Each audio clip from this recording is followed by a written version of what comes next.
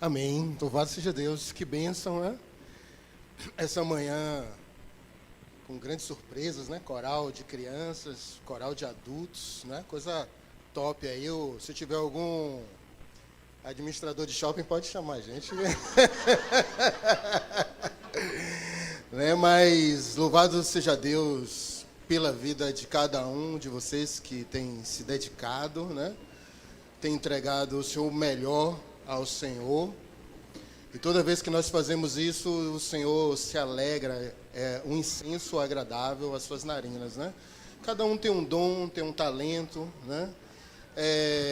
Alguns dons eles aparecem mais, né? Estão em evidência, outros nem tanto, né? Mas o Senhor ele não olha, né? Como o homem vê, né?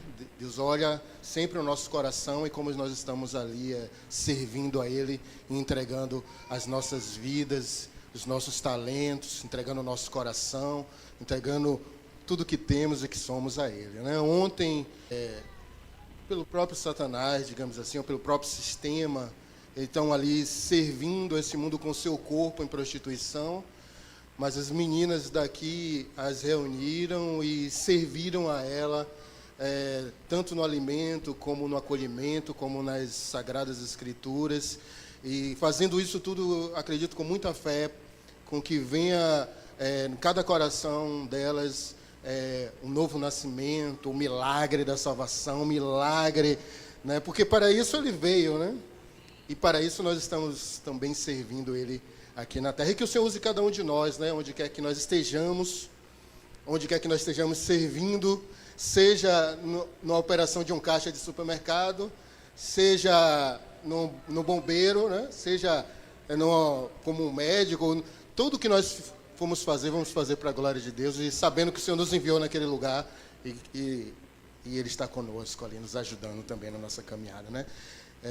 Temos muitos visitantes, né? Tem uns amigos queridos ali da minha igreja anterior, né? Igreja onde eu passei 14 anos, e eles estão ali, fico muito felizes de ver, depois de 14 anos, estar firme e forte na fé, né? Glória a Deus, né? Sabemos de uma jornada longa que a gente tem no reino, alguns, às vezes, eles titubeiam, mas nós agradecemos a Deus por permanecer firmes, e o permanecemos porque Ele nos fortaleceu, né? Ele nos deu vigor, né? E Ele nos ajudou na nossa caminhada, né? Por isso nós estamos firmes, né? E aí, às vezes, dá uma coisa assim, aí Jesus, e aí, vai desistir? A gente, ô Senhor, só Tu tens as palavras de vida eterna, né? E a gente encontra nele o favor para continuarmos, né? Nessa manhã nós celebramos a nossa reunião de culto de Natal, né? Onde todo o Ocidente e alguns países, inclusive do Oriente, eles têm essa data como uma data que relembra a vinda do Salvador, a vinda de Jesus aqui à Terra. E mesmo que haja alguma mensagem nesse tempo distorcida, digamos assim, focada, tipo, em presentes, em consumismo, em outras coisas que não no Papai Noel, na renda, né? Naquelas coisas lá que a gente vê muito fortemente bater na sociedade, mas existe uma mensagem verdadeira e central e o motivo de existir o Natal, que é o nascimento de Jesus Cristo e o cumprimento das profecias acerca da vinda de Jesus Cristo. Por isso, nós vamos abrir as nossas Bíblias no livro de Isaías, no capítulo 9, né, que é versículo 1.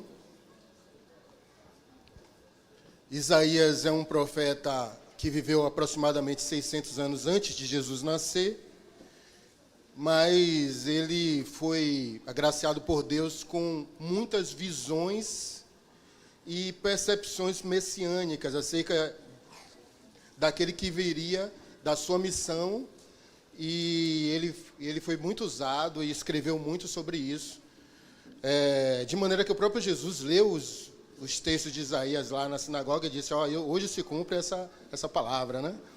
Então, a gente vai ler aqui essa palavra profética, digamos assim, essa visão que Messias, ou que Isaías teve naquela época ali. Ok. Alright. Contudo, não haverá mais escuridão para os que estavam aflitos. No passado, ele humilhou a terra de Zebulon e Naftali, mas no futuro honrará a Galiléia dos gentios, o caminho do mar junto ao Jordão. O povo que caminhava em trevas viu uma grande luz sobre os que viviam na terra da sombra da morte, raiou uma luz. Fizeste crescer a nação e aumentaste a sua alegria. Eles se alegrarão diante de ti. Como os que se regozijam na colheita, como os que exultam quando dividem os bens tomados na batalha, pois tu destruíste o jugo que os oprimia, e a canga que estava sobre os seus ombros, e a vara de castigo do seu opressor, como no dia da derrota de Midian. Pois toda bota de guerreiro usada em combate, e toda veste revolvida em sangue, serão queimados como a lenha no fogo. Por quê? Porque um menino nos nasceu. Um filho nos foi dado. E o governo está sobre os seus ombros. E ele será chamado Maravilhoso, Maravilhoso Conselheiro, Deus Poderoso, Pai Eterno, Príncipe da Paz. Ele estenderá o seu domínio e haverá paz sem fim sobre o trono de Davi e sobre o seu reino, estabelecido e mantido com justiça e retidão desde agora e para sempre. O zelo do Senhor dos Exércitos fará isso, né? Então, o profeta Isaías, poético também, né? Ele tinha muita habilidade de escrever. Ele tem essa percepção, essa visão espiritual no seu tempo, acerca de um tempo que viria, mas ele fala desse tempo como se fosse, na visão, aquele momento. É como se ele estivesse tendo a visão daquele momento, né? Um filho se nos deu, né? Um menino, né, vos nasceu. Essa percepção daquele momento, o apóstolo Paulo, ele vai nomear como a plenitude do tempo. Ele vai dizer assim, que chegando à plenitude do tempo, Gálatas 4:4, Deus enviou o seu Filho, nascido de mulher, nascido debaixo da lei, para nos remir da lei, a fim de que nós recebêssemos a adoção de filhos. Então, a plenitude dos tempos, ou o momento em que Jesus encarnaria aqui, determinaria... desculpa, eu falo sempre plenitude dos tempos, é a plenitude do tempo. Essa plenitude do tempo determinaria um período de aonde nós estaríamos colocados sobre as bênçãos de Deus, do Deus conselheiro, do Deus de paz, do Deus poderoso, onde nós teríamos acesso a... Você coloca aqui, por favor, Gálatas 4:4, por favor? Onde nós teríamos acesso às bênçãos do Pai como filhos de Deus. Deixa eu ver se está aqui. Passe para o outro, por favor, o quinto. Sexto, isso aí eu falei. Aqui. Porque vocês são filhos de Deus, e Deus enviou o Espírito do seu Filho ao coração de vocês, e ele clama, Abba, Pai. 7. Assim vocês já não são escravos, mas filhos, e por ser filhos, Deus também os fez herdeiros.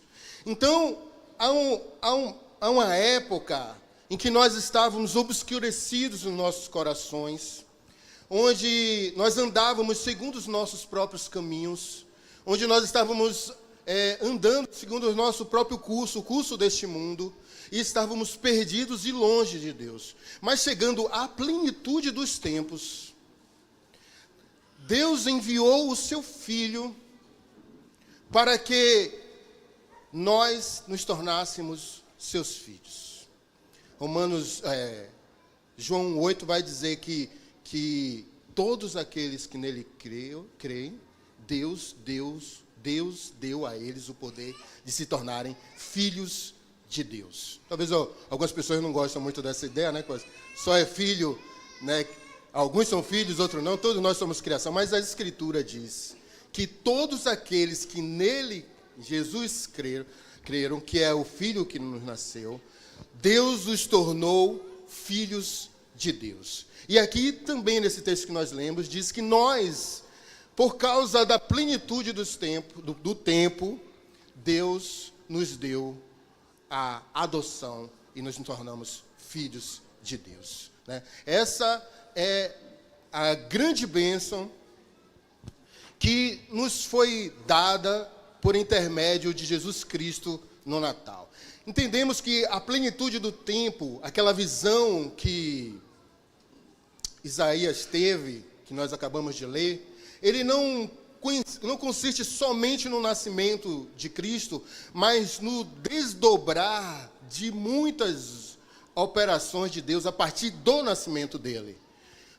O nascimento dele, cumprindo as profecias. 2, a obra dele, ressuscitando os mortos, curando os enfermos, pregando os evangelhos aos aflitos, aos cansados, aos oprimidos, também cumprindo as profecias. 3, a sua morte na cruz, o seu sacrifício, cujo seu próprio sangue foi derramado para nos resgatar do império das trevas e nos levar para o reino do seu amor. 4, a sua ressurreição, porque a morte não o pôde reter, mas ele foi ressuscitado pelo poder do Espírito. 5, ele depois de que ele ressuscitou, ele foi assunto aos céus, né? A ascensão dele, ele subiu diante de todos os seus discípulos. 6, a promessa do Espírito e o derramar sobre toda a sua igreja. Não sei se eu já pulei de 6 para 7 aí, mas... e o derramar de toda a sua igreja. E 8, se eu não errei a minha contagem, a sua vinda triunfal e o seu governo eterno de justiça e paz, onde ele reinará sobre essa terra com seu poder e glória e com tudo aquilo que ele conquistou.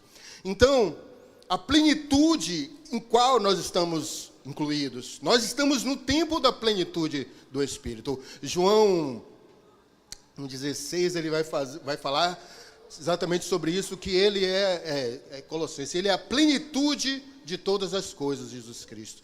E João vai dizer que desculpe, bote aqui. Desculpe. João 1, 16. Desculpe, irmãos. 1,16, João 1,16. Tenho certeza disso. Ou quase, né? Todos recebemos da sua plenitude graça sobre graça, mais um, por favor. Pois a lei foi dada por intermédio de Moisés e a graça e a verdade vieram por intermédio de Jesus Cristo. Então, graça sobre graça, mediante a plenitude que está em Cristo Jesus, nos foi dado. Nós vivemos essa época. Nós temos o Espírito de Deus, do qual ele testifica que nós somos filhos de Deus. Nós temos as promessas e as palavras e somos igreja do Senhor, que nos reunimos, não somente aqui, mas em todas as nações da terra. Em todos os povos da terra. Em todas as línguas da terra. Em todos os dialetos da terra. Se está faltando, vai chegar lá, porque ele prometeu, quando então todas as nações forem evangelizadas, então virá o fim, né? Então, todos os dialetos honrarão e glorificarão o nome de Jesus. Porque estamos vivendo esse tempo, o tempo da plenitude. O Natal é o ponto inicial, o start, né? É o ponto inicial, é a graça, porque lembramos dele, porque celebramos o Natal, porque olhamos para... Porque é o ponto inicial, da onde as bênçãos de Deus vieram sobre as nossas vidas. Estava o imperador de Roma, Augustus,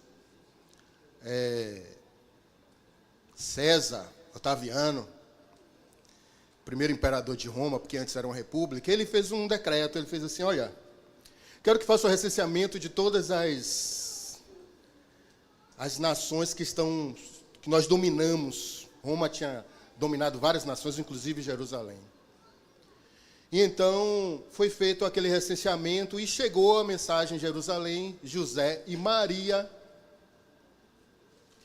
estavam na Galiléia e precisaram, por causa do recenseamento, se deslocar até Belém, cerca de 150 quilômetros. Maria, aproximando do seu 40ª semana de gestação, aquela barriga considerável, aquele desconforto muito, né, que só as mulheres mães sabem como é que é.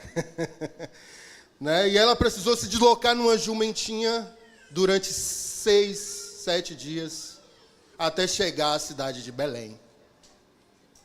Chegando na cidade de Belém, a cidade estava cheia. Os hotéis estavam cheios, de 5, de 4, de 3, de 2, de 1 estrela. Não tinha lugar para eles. Então, ela teve as dores ali e teve o filho. A Bíblia não fala assim que foi no estábulo, mas fala que o filho foi colocado na manjedoura, que Jesus foi colocado na manjedoura. A manjedoura, como nós sabemos, é o local onde os animais comem. O lugar bota o feno e os animais comem ali. E Jesus, o Salvador, foi colocado na manjedoura. Aquele mesmo período, os anjos, que nem um coral aqui que estava aqui cantando, apareceu um coral de anjos nos céus. Os pastores estavam ali, um anjo colou em um deles e disse, olha aí, nasceu o Salvador. E os anjos começaram a cantar, glória a Deus nas alturas e paz na terra aos homens de boa vontade. E aí ele falou, olha, vocês vão lá que vocês vão encontrar o Salvador numa manjedoura. E eles foram encontrar o Salvador na manjedoura.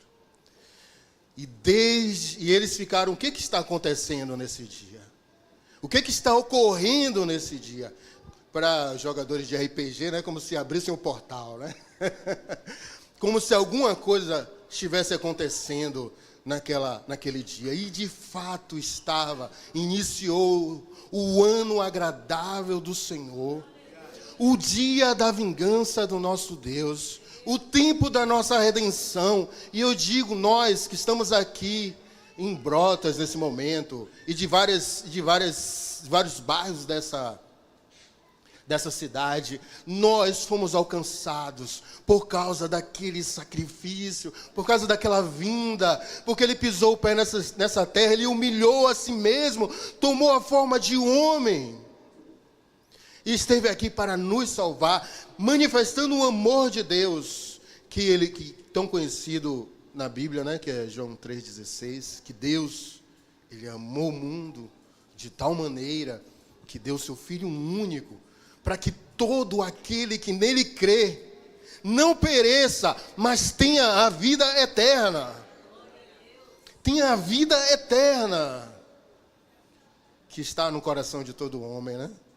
A eternidade. Então Jesus nasceu. Jesus veio cumprir as profecias. Antes dessa profecia, no capítulo 7 de Isaías, Isaías está na frente, o profeta Isaías está na frente do rei Acais. O rei Acais estava muito preocupado e com a guerra que ele estava travando contra o outro rei da Síria. E Isaías fez: olha, vai dar tudo certo e fique tranquilo. Aí Isaías ficou olhando assim, que ele estava meio duvidoso, e fez assim: Acais, peça um sinal, por mais profundo ou por mais alto que seja, peça um sinal. Acais, ele fez: não precisa. Aí você não precisa, mas o Senhor te dará um sinal. Uma virgem dará a luz a um menino, e o seu nome será Emanuel, que quer dizer Deus conosco. Se há um sinal profundo, um sinal maravilhoso, um sinal grandioso, se é um sinal que às vezes a gente pede assim: Senhor, me dá um sinal se eu vou, né? Se eu posso ir nesse emprego ou não. Senhor, me dá um sinal, né? Se essa pessoa é de Deus ou não para a minha vida, né? Me dá um sinal, né? A gente pensa, mas se é um sinal que Deus, assim, ele falou, um profundo de Deus, que revela o amor dele pelo homem, é que uma virgem deu à luz a um menino.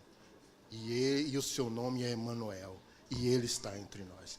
Tão perto, tão próximo, que se nós estendermos as mãos, nós o tocaremos. Nas palavras de Jesus, ele diz: se nós o procurarmos, nós vamos achar. Se nós batermos a porta vai se abrir. Está muito próximo. Não é uma religião ou um rito religioso. Ele está próximo do seu quarto, da sua casa, da sua vida. Se invocar o nome dele, diz as Escrituras, você será salvo. Nós seremos salvos. Por quê? Porque ele veio. E ele, ao vir, ele inaugurou a plenitude do tempo nas nossas vidas. Amém, meus irmãos? Deus nos abençoe. Feliz Natal. Feliz Natal, né? Rodrigo. Aqui.